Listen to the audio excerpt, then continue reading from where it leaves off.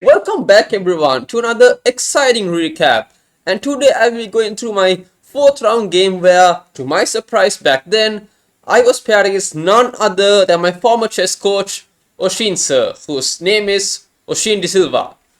So Osheen sir is in fact a top chess coach in Sri Lanka. He has won many international events. His highest FIDE rating is well over 2000, and finally he was my chess coach for a brief period when I was around 16 years old. And as you can see, he's rated close to around 300 points higher than me with a FIDE rating of 1802, whereas I'm rated 1509. Alright, so enough of the introductions, let's get right into the game. He had the white pieces, so he began with e4, I responded with d5, the Scandinavian defense, e takes d5, queen takes d5, knight c3, queen d6, d4, a6, knight f3, knight f6, bishop e2, bishop g4, h3, takes, knight c6, and here he castled, whereas I castled queenside. And now we play bishop takes c6. Okay, the engine says this is a small inaccuracy, says d5 is better. After which I suppose you can play knight to b4 for example, then a3, you can take the pawn, knight takes d5, and yeah, yes, you get queen e2, the rook comes here, and yeah, white sacrifices a pawn but has enough counterplay here. Yeah, so I mean, just for the expense of one pawn, white gets a huge compensation here. You get ton of activity, you get bishop to e3, rook d1, rook e1, and yeah, black is a pawn up, but still a bit difficult to play with black here because you have to play e6, develop your pieces, whereas white, the moves just come naturally. So easy flowing, it's much easier to play this position as white than with black. Alright, so anyway, instead of this, we got bishop takes c6. I took back with the queen d3, e6. Here I considered e5, but after, yeah, I actually didn't see d5 here. d5 is the best move by the engine. Because, okay, what would happen if you take, alright, you just get rook d1. And this is a bit ugly. Yeah, after rook d1, you have to give back the pawn, e4.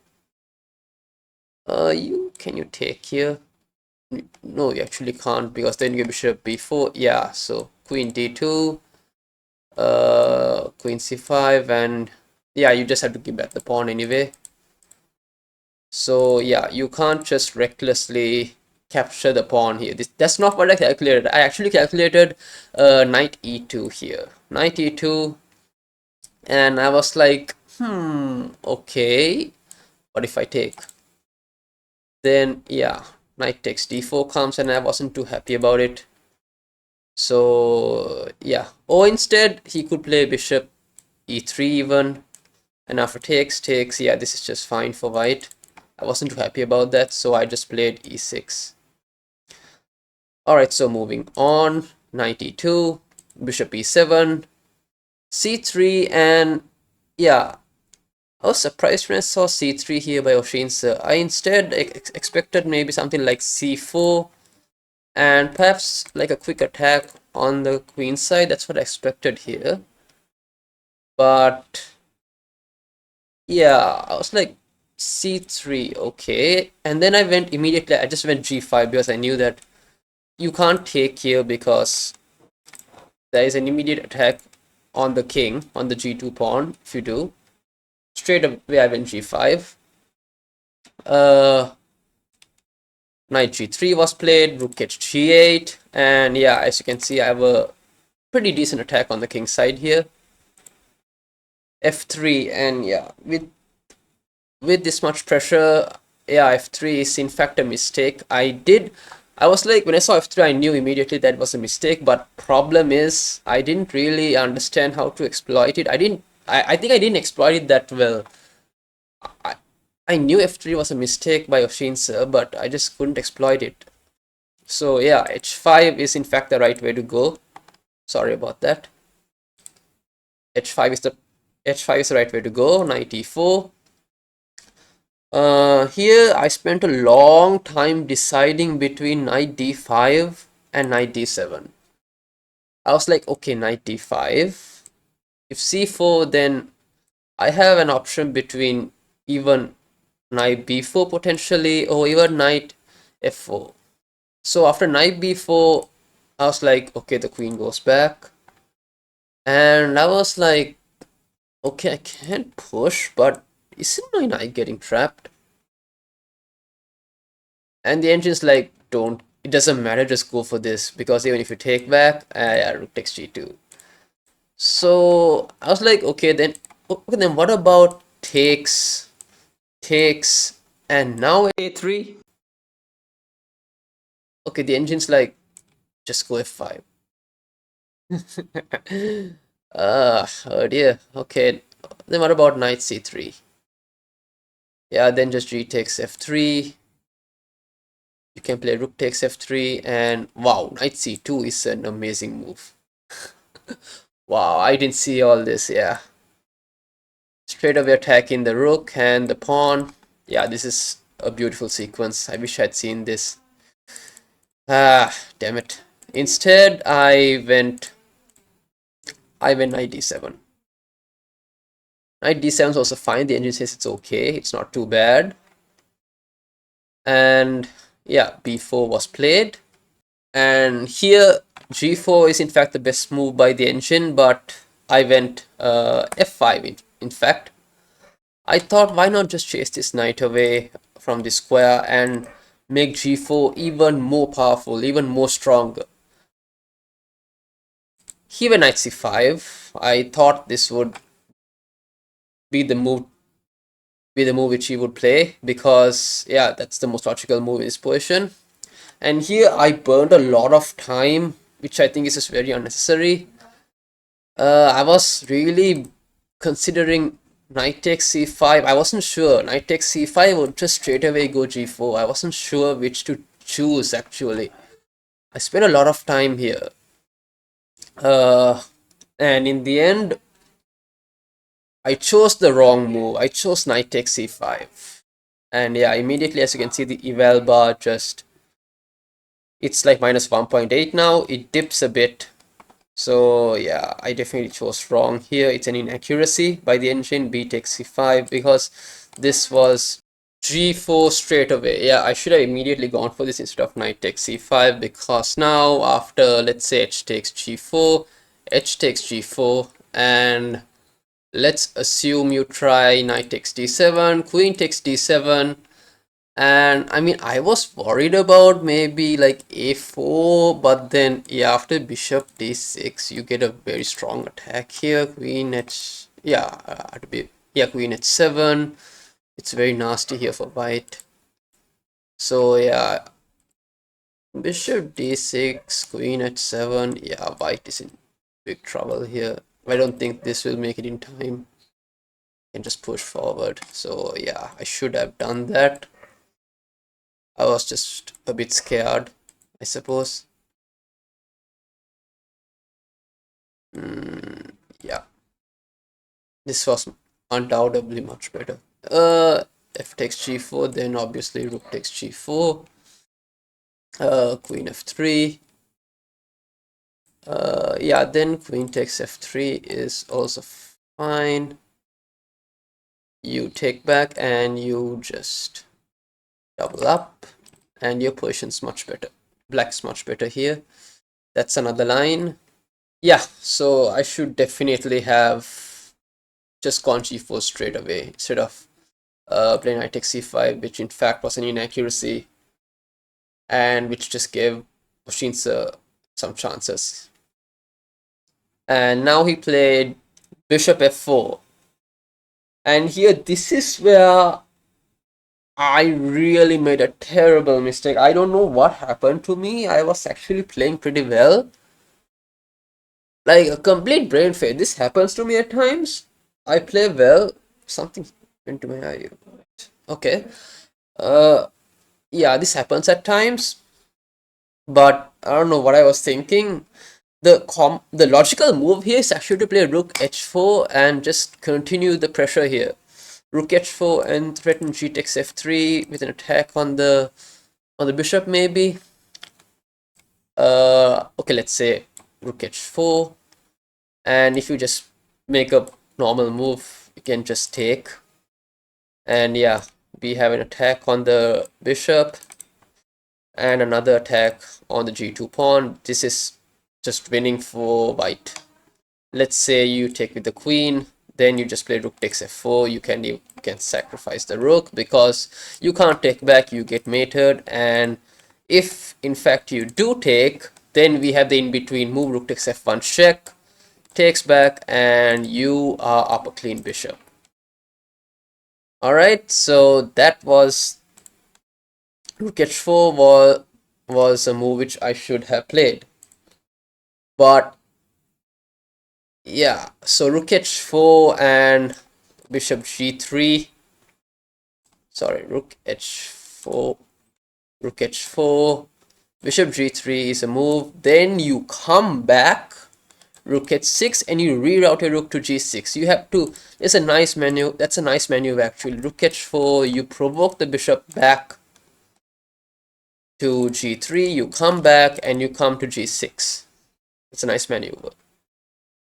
Alright, but instead what I did here was pretty stupid. I played g takes f3. Oh my god. The eval bar went back to 0.0. So it was like minus 1.3, 0.0. And obviously this blunders the advantage. I mean, I don't... Yeah, just queen takes f3 and you're forcing an exchange of queens here. I don't know how else to say this, but this is deadlock. This is not helping me at all. And an exchange of queens here will favor Osheen sir more than me, because my position has obvious weaknesses. This e6 pawn is very weak, and while his pawns are double, they are connected. They are nicely connected and they are very useful. He has double c pawns, but he has a d4 pawn here, and yeah, this is a very useful structure for him. It's an open b file, and after the exchange of queens, this attack on the g file is not as dangerous anymore. What I should have done was patiently bring my rook forward and develop like a normal person. Instead, I had to play g takes f3. I rushed it. No, let's just say I really underestimated Osheen sir's position. After g takes f3, he's just much. In my eyes, he's better here. Alright, so okay, queen takes f3. And yeah, I took.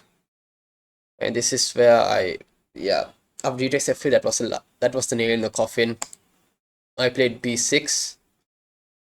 Just trying to, my bishop is practically useless. I want to get on d6 maybe, d6 or even f6, because after I take I can go king d7 and maybe get bishop d6 here. That was my intention, but yeah, rook b1, bishop d8. I had to play this move. I had no choice.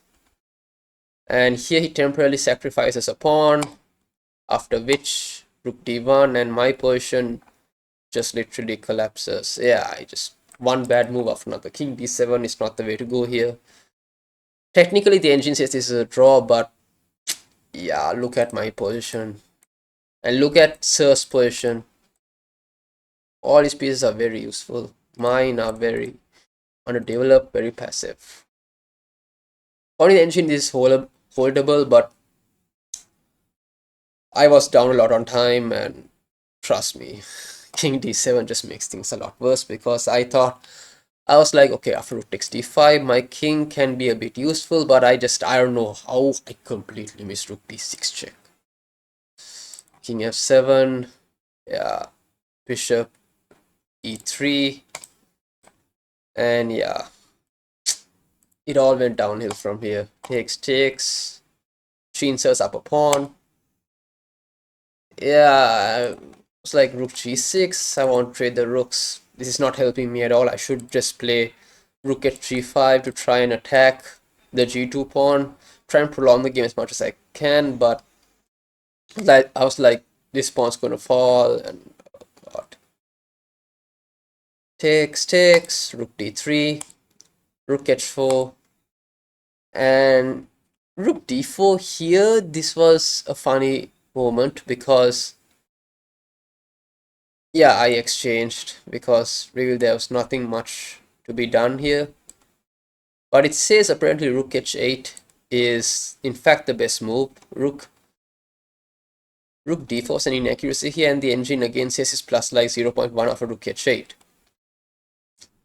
I'm actually curious how it's 0.1 check, and I mean, why is just up 2 pawns? But the engine says this is plus 0.1. It's more or less drawn. That's just crazy, man. That's crazy. Okay, so let's see what the engine says. Rook b8, rook e6. Oh, and the rook gets into the second rank here. Okay. Alright, some kind of repetition here, I suppose. And yeah, this, I suppose, being a pawn up in this position is not gonna help so much. It's more or less, I suppose, a draw with perfect play. With perfect play, mind you. Anyway, yeah, so rook takes d4 was a terrible blunder by me. But here I was like, okay, king g5. So king h2 was played. I went f4, king h3, king f5, king h4, and yeah, king e4. Trying to win this d4 pawn, but yeah, after king g4, I'm losing the f4 pawn. I went f3, maybe trying for something, but yeah, there's nothing here. This pawn promotes, and king g5, I'm pretty sure I resigned according to my record sheet. But as far as I remember, I'm pretty sure I played king e5, and after f4 check, I resigned. But I don't think I recorded it down. So yeah, overall it was in fact a very good game. And yeah, I learned quite a lot here. I rushed g takes f3 for sure. Yeah, definitely bad play by me. G takes f3 really cost me the whole game here, I think, this move. But yeah, fantastic play by my chess coach Osheen sir, got to give it to him. And finally to Osheen sir, if you're watching this sir, it was really nice playing you and I really learned a lot. Thank you very much for our game, and hopefully we'll play against each other sometime in the future as well. Alright guys, so that's it for this recap, and I'll catch you all in the next one. See y'all, take care.